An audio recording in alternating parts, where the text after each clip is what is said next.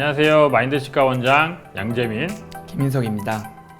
예, 오늘은 환자분들이 많이 궁금해하는 주제를 가져왔죠. 예, 바로 임플란트인데요. 임플란트에 대해서 궁금하셨던 분들은 이 영상 하나로 모두 해결하실 수 있으실 거예요. 예, 저희가 임플란트를 하면 꼭 뼈이식은 해야 되는지, 또 그리고 어떤 병원을 골라야 되는지 이런 기준들을 한번 정리해 드리도록 하겠습니다. 원장님, 임플란트가 정확히 뭔가요? 임플란트란 이 치아를 상실하게 된 경우에 이렇게 티타늄으로 된 인공 뿌리를 뼈 속에다가 식립을 하고 그 위에 이렇게 치아 형태의 보철물을 체결해서 치아처럼 사용하는 인공 치아라고 보시면 됩니다. 임플란트 치료가 없던 과거에는 상실된 치아를 회복하기 위해서 브릿지나 틀니라는 치료 방법을 주로 사용했잖아요. 브릿지 치료는 상실된 치아를 만들기 위해서 그 옆에 치아를 기둥으로 사용해 걸어가지고 치아를 만드는 것입니다. 장점이라면 임플란트 치료보다는 치료 기간이 조금 짧을 수 있어요. 하지만 단점도 명확합니다. 기둥이 되는 치아가 견뎌야 하는 힘이 높아지기 때문에 치아의 수명에도 영향을 미칠 수 있습니다. 틀니는 요새는 사실 이렇게 많이 권해드리지는 않고 있어요. 비용적인 면에 있어서는 조금 부담이 좀 덜할 수는 있지만 특히 잇몸 위에 그냥 올려서 쓰는 형태이기 때문에 잇몸에 상처가 좀 잘 나요. 그렇게 되면 아무래도 쓰시다 보면 불편하고 아프고 구내염이 생기고 하기 때문에 임플란트랑 비교했을 때는 많은 불편감이 있다고 보시면 됩니다. 저희도 사실 엑스레이를 보면은 굉장히 좀 아플 것 같고 좀 무서운 마음이 드는 게 사실이에요. 그래서 이런 것들 때문에 임플란트 굉장히 아프겠지 생각하고서는 치료를 미루시는 분들이 많은 것 같아요. 치아가 하나 빠졌을 때 그 치아가 빠진 상태로 지속되는 게 주변에 치조골이 내려가고 치열을 흐트리는 나쁜 영향을 미치기 전에 좀 조기에 치료하셨으면 어땠을까라는 생각이 드는 경우들이 많습니다.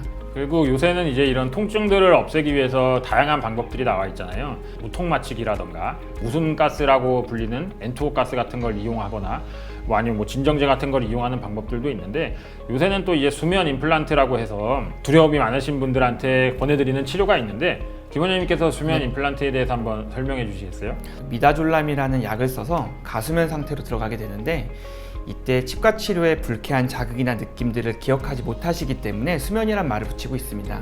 치과 공포증이 아주 심하거나 개깅이라고 하는 입안의 자극에 대한 구역 반사가 심하시는 분들에게는 권해드리는 치료이고요. 오래된 치과 치료 방법이기 때문에 안심하셔도 됩니다. 치과 공포증에 대한 또는 다른 문제 때문에 치과 치료를 미루셨던 분들에게는 추천할 만한 치료 보조 방법이라고 생각합니다. 고혈압, 당뇨 등의 만성질환이 있으신 분들이라면 진료 전에 꼭 의료진에게 알려주세요.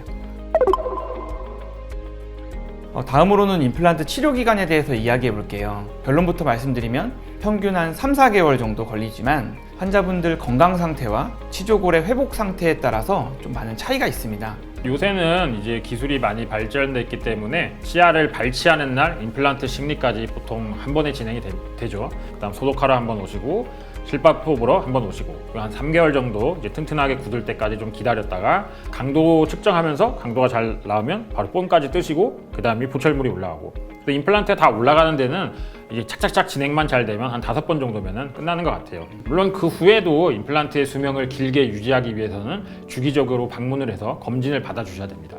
발치하고 바로 식립하는 경우에 문제가 없나요?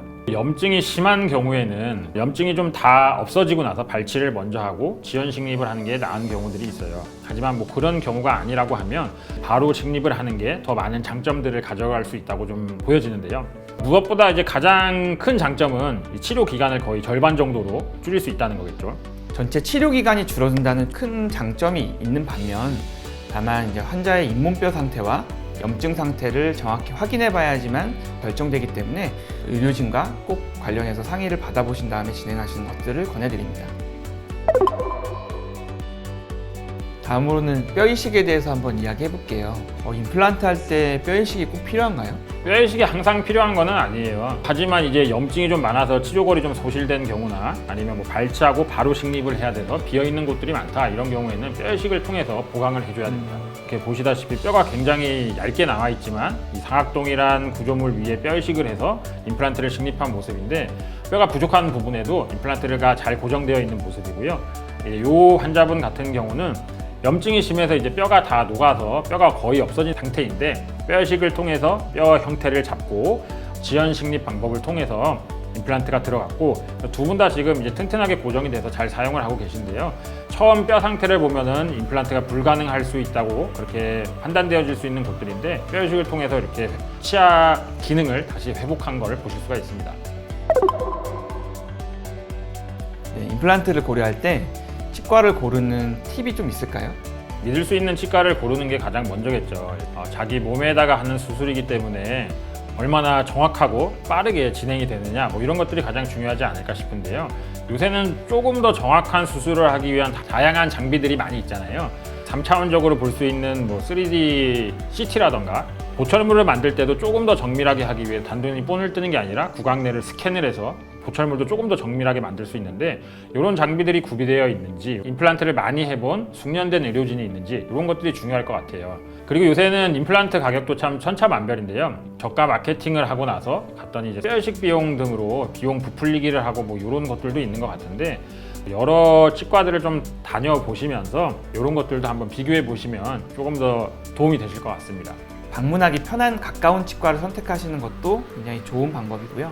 충분히 의료진과 소통할 수 있고 불편한 부분을 서로 해결하려고 하는 그런 병원을 찾으셨으면 좋겠습니다. 네, 오늘 영상은 여기까지 마치고요. 다음엔 또 다른 주제로 돌아오겠습니다. 영상에서 다뤘으면 하는 주제나 궁금한 점이 있으시면 댓글로 질문해 주세요. 오늘 영상이 즐거우셨다면 구독, 좋아요, 알림 설정까지 부탁드리겠습니다. 지금까지 마인드치과 양재민, 김인석이었습니다. 다음에 또 만나요.